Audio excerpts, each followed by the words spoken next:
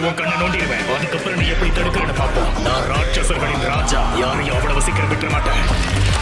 ஐயா சரிடா, ரொம்ப பேசிட்டா போதும். ஆனா ஒண்ணு, உனக்கு மன்னிப்பு கேட்கணும்னா இப்பவே வாய்ப்பு தரேன். என்னோட வீட்டு செலுத்த சரி, என்னுடைய உண்மையான பலம் என்ன இப்ப பாரு. ஒரு ட்ரெஸ்ஸுக்குள்ள மண்ணு போயிடுச்சு போறேன். நான் பேசுறத கண்டுக்காம இருக்க. கழட்டிட்டு உடனே பார்த்தா மூணு பேர் பார்த்துக்கலாம். உன் வேலை முடிஞ்சுதா? டேய் வா.